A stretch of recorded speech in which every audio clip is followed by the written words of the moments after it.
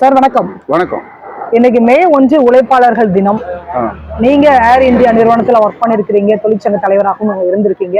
நீங்க இந்த உழைப்பாளர் தினத்தை எப்படி பாக்குறீங்க சார்? முதல்ல உண்மையான உழைப்பாளிகளுக்கு நன்றி, வணக்கம். மே தினத்தினுடைய வயசு 140 வயசை கடந்து இப்ப 141வது வயசுக்கு அடி எடுத்து வச்சிருக்கு. அமெரிக்காவிலே சிகாகோ நகர்ல 1886 தொழிலாளர்கள் கொடுமைகள் தாங்க முடியாம ஏற்பட்ட ஒரு போராட்டம் தான் இந்த மே தினம். அதே மே தினமா கொண்டு வந்து உலகத்துக்கெல்லாம் பறைசாற்றி அவங்க வேலை பளுவெல்லாம் குறைச்சி அவங்களுக்கு 12 மணி நேரம் 15 மணி நேரம் இருந்த வேலைகளை குறைச்சி 8 மணி நேரமாக ஆக்கி கொண்டு வந்தாங்க. அது கொண்டு வந்ததனுடைய விளிம்பு தான் தொழிலாளர்கள் பல பேர் போராட்டம் நடத்தினாங்க. ஆனால் அம்பேத்கர் வெள்ளைக்காரன் ஆட்சியில் 1942 தொழிற்சங்கத்தினுடைய செயலாளரும் அமைச்சராகவும் ஆனார்.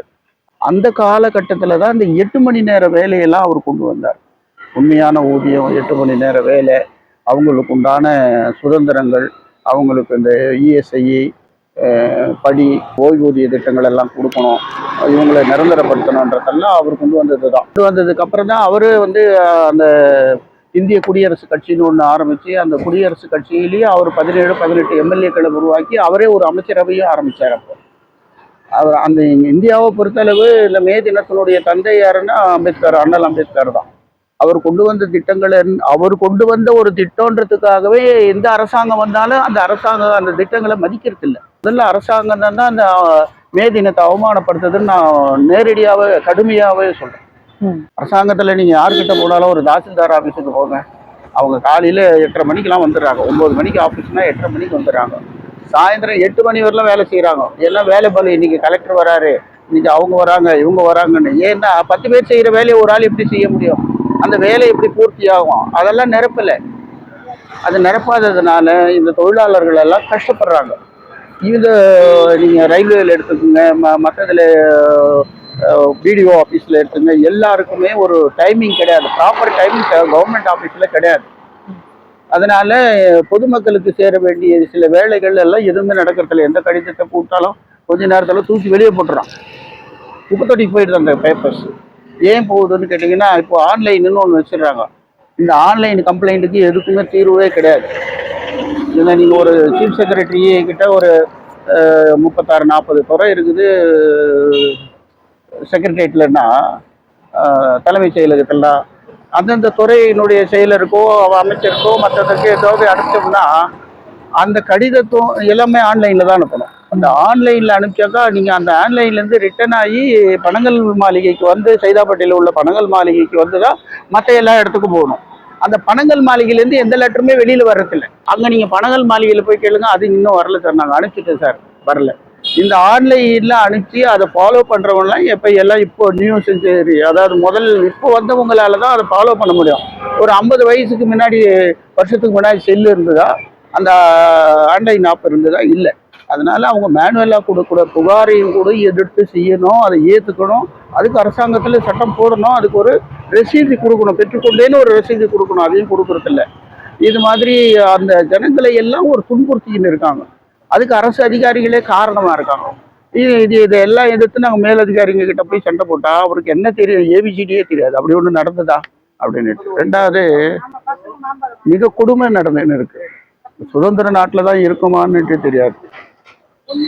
ஒரு சில குறிப்பிட்ட 2 சமூகம் ஒட்டுமொத்த சமூகத்தையும் கொடுமைப்படுத்தினது. இந்த மே தினத்துக்கு பேட்டி கொடுக்கறதுக்கு நான் வைக்கப்படுறேன். இந்த குறிப்புக்கு சில ரொம்ப ஒடுக்கப்பட்ட சமூகத்துக்கு மேல ஒரு பொய்யான புகார் கொடுத்து எல்லா காவல் நிலையத்திலையும் 10 புகார் 15 புகார் ஒரு வருஷத்துக்கு இருக்குது.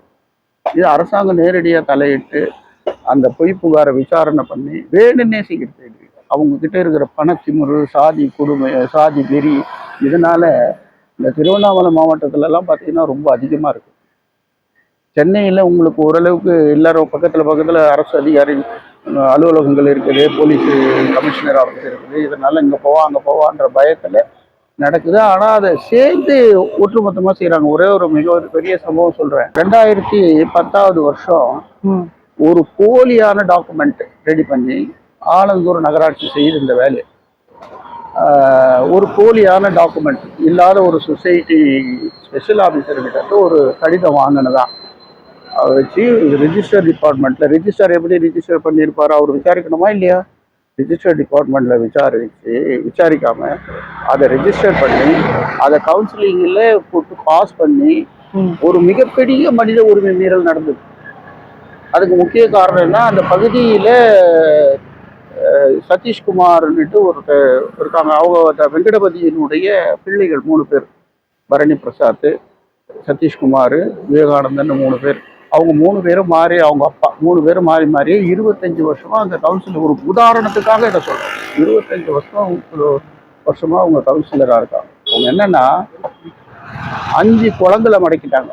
அரசாங்க குளத்தை மடக்கிட்டு நீர்நிலைகள் ஆக்கிரமிக்க கூடாதுன்னு உச்சநீதிமன்றம், உயர் நீதிமன்றம், மற்ற அதிகாரிகள் எல்லாம் என்ன சட்டம் போட்டாலும் அதில் பெரிய பெரிய அடுக்குமாடி கட்டிடங்கள் கட்டியிருக்காங்க.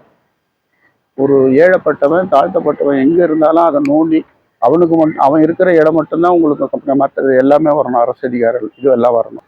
93 அந்த நகராட்சியில் வேலைக்கு வரணும். அவனுக்கு வேலை என்னென்னா, அந்த தாழ்த்தப்பட்ட சமுதாயத்தில் இருக்கிறவங்க வீடுகள்லாம் எங்கெங்கே இருக்குதோ அதெல்லாம் நோண்டி நோண்டி எடுத்து அதை இவனுங்க அபகரிக்கிறது, அதுக்கு இவர் உதவியாக இருக்கிறது. அதுக்கு மேலே இருக்கிறவங்களாம் சப்போர்ட்டிவாக இருந்து எல்லா வேலையும் செஞ்சாங்க. இவங்களுடைய வேலை 2 கோயில் வச்சுருக்காங்க. அங்கே லட்சுமி நரசிம்மர் கோயில்னு ஒன்றும், தர்மலிங்கேஸ்வரர் கோயில்னு ஒன்று வச்சுருக்காங்க. கோயிலில் வச்சு தான் இந்த தீண்டாமைகளை பற்றி எல்லாம் சிந்தனை செய்யறது, அதை மீட்டிங் போட்டு பேசுறது, இந்த மாதிரிலாம் பண்ணிட்டு இருக்காங்க. இதெல்லாம் கொஞ்சம் மாறணும். அதுக்கு சோசியல் ஜஸ்டிஸில் ஒரு கம்ப்ளைண்ட் கொடுப்போம். கம்ப்ளைண்ட் கொடுத்து அவங்க விசாரணையே பண்ணலை. விசாரணை பண்ணாமே சபாபதினு ஒரு ஆஃபீஸர், இன்ஸ்பெக்டர், அந்த இன்ஸ்பெக்டர் என்ன செஞ்சுட்டாரு, அவருக்கும் இவரும் ஒரே கம்யூனிட்டியாம், 2 பேரும் ஒன்றா சேர்ந்துக்கின்னு தோல் மேல் தோல் கைப்பட்டு மிகைப்படுத்தி கூறுகிறாருன்னு ஒரு இது கொடுத்துட்டாரு. நம்ம நாட்டில் சிபிஐ இருக்குது, சிபிசிஐடி இருக்குது, சோசியல் ஜஸ்டிஸ் இருக்குது, ஹியூமன் ரைட்ஸ் கமிஷன் இருக்குது, ஸ்பெஷல் கமிஷன், எஸ்டி கமிஷன் இருக்குது. இதெல்லாம் என்ன பண்ணின்னு இருக்குதுன்றது தான் தெரியல. அவங்களுக்கெல்லாம் பாதுகாப்புன்ற பேரில் அவங்க அத்தனை பேரையும் கொடுமைப்படுத்தின்னு இருக்காங்க. நீங்கள் எல்லா பேப்பர்ஸும் நீங்கள் கரெக்டாக இருந்து ஒரு எஸ்சின்னு திருப்பி ஒரு தமிழ்நாடு மாநில மனித உரிமை ஆணையத்தில் ஒரு புகார் கொடுக்குறீங்கன்னா, அதை படிக்கும் போதே எஸ்சின்னு தெரிஞ்சிங்கன்னா எல்லா பேப்பரும் கரெக்டாக இருக்குது. என்ன செய்வாங்க, take necessary action, complaint closed. இது எப்படி எடுத்துக்க முடியும்? நீங்கள் அவன் என்ன பண்ணுவான், கம்ப்ளைண்ட்டை க்ளோஸ் பண்ணியாச்சு, இவன் மேலே என்ன நடவடிக்கை எடுக்கிறது, தூக்கி போட்டு மறுபடியும் கொடுமைப்படுத்துறதுக்கு அவன் ஏற்பாடுகளை செய்கிறான். இதில் நம்ம சுதந்திர தினமும் குடியரசு தினமும் மே தினமும் நம்ம கொண்டாடி என்ன இன்னைக்கு பாத்தீங்கன்னா பெரிய பெரிய நிறுவனங்கள்ல நீங்க துணி கடையாக இருந்தாலும் சரி, நகை கடையாக இருந்தாலும் சரி, ஒரு சேர் கூட இல்லை. அங்க இருக்கக்கூடியவங்களுக்கு ஒரு சேர் கூட கிடையாது.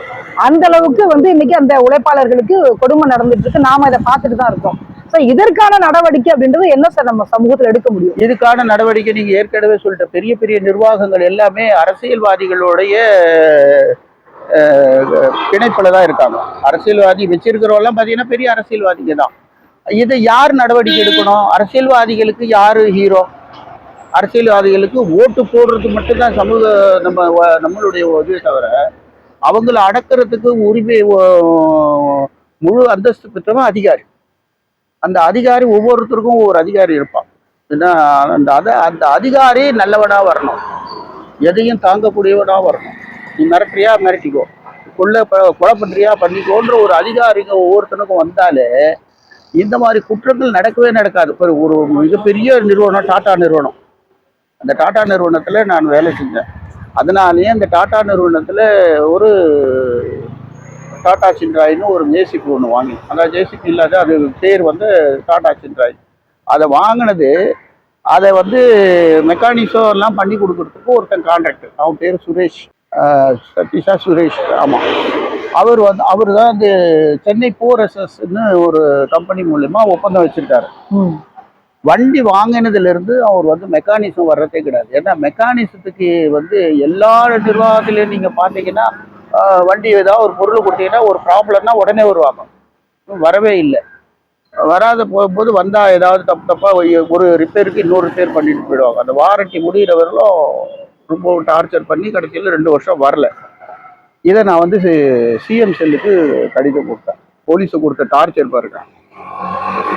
பழவந்தாங்கலுக்கு வந்து பழவந்தாங்கல்ல இங்கே இல்லை சார் திருவேற்காடு அனுப்பிச்சு, திருவேற்காடுலேருந்து வேற எங்கேயோ அனுப்பிச்சு, அதுக்கப்புறம் திருவண்ணாமலையில் தூசிக்கு அனுப்பிச்சு, தூசியிலேருந்து திண்டிவனத்துக்கு அனுப்பிச்ச அந்த கம்ப்ளைண்ட்டை நான் அங்கே போனோம். நானும் என் டாக்டரும் போய் அதை விசாரிச்சா அவன் பேசுகிறான், நான் சிஎம் கிட்ட பேசிட்டேனே, ஸ்டாலின் நாங்கள் ஒன்றா தான் சாப்பிடுவோம், நுங்கம்பாக்கத்தில் அந்த ஆஃபீஸ் இருக்கு, இன்னவரில் ஒரு சின்ன வேலைக்கு வந்து 5000 10,000 நாங்களே எங்கள் வண்டியை நாங்களே ரெடி பண்ணிக்கிறோம், நாங்களே செஞ்சுக்கிறோம்.